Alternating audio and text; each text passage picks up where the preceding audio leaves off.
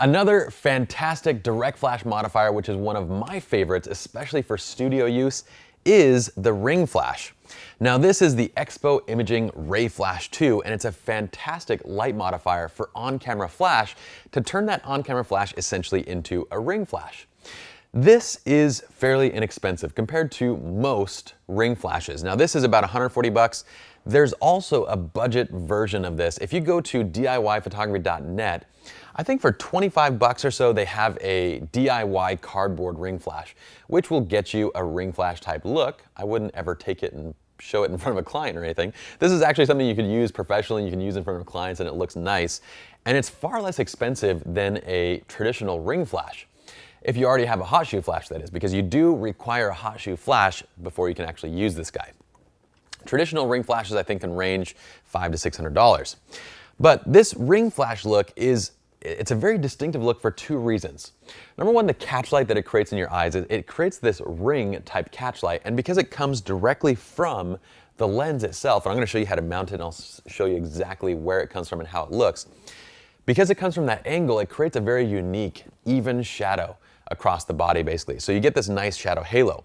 So here we look at the bare bulb effect on this side, and then the ring flash effect. You can see, especially like on this more close-up shot, you can see this little shadow halo that's going to go around her entire body, okay? So especially here as well, you can see it right there, see it along the shadow side. So this is a very distinctive look that's created by only a ring flash. Let's show you how to put this guy on. So I have just my standard camera and hot shoe flash mounted right now. We don't need the bracket in this case because you actually need this right next to the lens.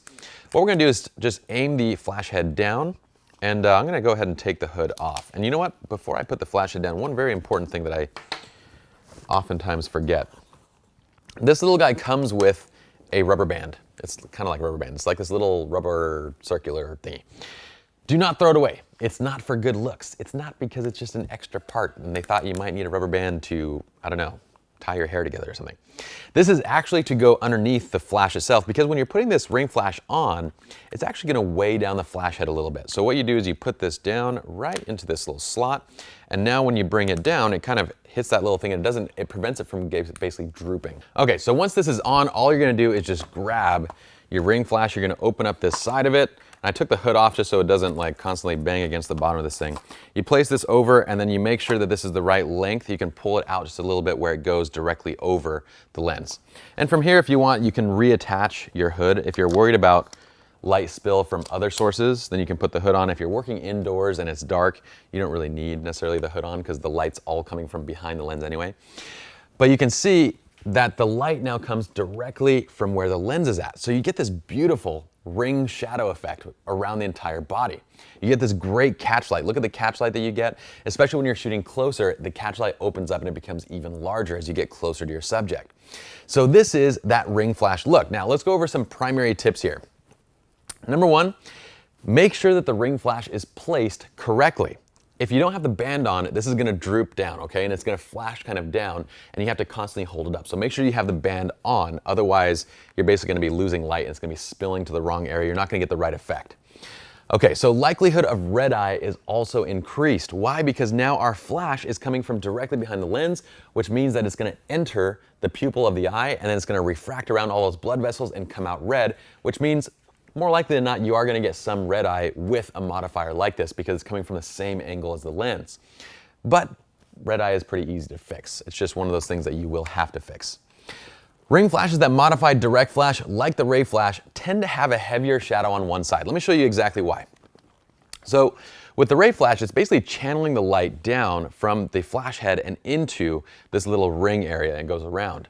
Now what ends up happening, and this is kind of more pronounced when you're shooting portrait aspect ratio, is that the light that's entering from here is going to be a little bit brighter than the light that's entering, or the light that's coming out from this side. Why? Because of same thing, inverse square law. Remember, light coming from this side will be a little bit brighter than this side because this is closer to the flash head, it's closer to the light source. What ends up happening is that on one side of the model, you can kind of tend to get a little bit heavier of a shadow. So if you look on this side, we still have a little bit of shadow around this left edge, but the shadow is more pronounced on the right side. With any modifier that modifies your hot shoe flash like this, you're gonna get that just because part of it is gonna be closer to the flash head than the other side. So if you use this effect a ton and you want to have a fantastic ring flash, you can get a dedicated ring flash. Now, a dedicated standalone ring flash, they provide a better and more consistent look because basically the light is placed all around this center area. So everywhere from one side to the other is all even. But they're going to set you back quite a bit of money. They're going to set you back probably $500-600 for a basic unit, and they can get even more expensive. But if you do shoot a lot with it, it might be worth investing in. Okay, number 5, for this particular set of images, what we did actually for this shot and for this shot, you can see that her hair is kind of blowing back a little bit. So we added a fan for a little bit of production value. It's actually not a fan. It is a gigantic leaf blower that we're using because we have it around the office, so why not use it?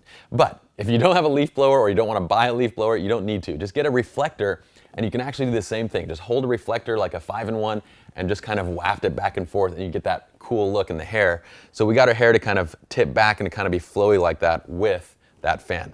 But you can do the same thing with a reflector. From there, all we're doing is moving in and out. You'll notice that on this shot, because we're shooting landscape aspect ratio, we get a really nice light and we get that even shadow across both sides because we're not tipping to one side or the other. So I would say that if you are using the ray flash and you want to make sure that you have that perfect edge of light all the way around the body, then make sure that you're shooting landscape aspect ratio. Otherwise, stand back a little bit further and then go with the portrait, and you'll get a little bit better of an effect than if you get too close. Okay, so you can see the overall look. Once again, what is the light doing in comparison to bare bulb? Well, we talked about the shadow that it's creating. We talked about because of basically where the light's coming from, you're gonna have a little bit different effects there. But also just think about this. The light, it looks like basically it's the same type of light source as a flash, right? We have silver background and it's basically silver direct light that's coming out of it. So it's gonna be non-diffused. It's gonna be a very specular light that's coming off of it. But it's larger, so the surface area of this compared to your flash head is much, much bigger. That means it's gonna be a softer type of light. It's gonna be more even. It's gonna be kind of, it'll be specular, but it'll be a little bit softer all around. And that's what we see with a softer shadow transition everywhere. So the shadow transition from areas of light to dark is much softer than with a direct flash.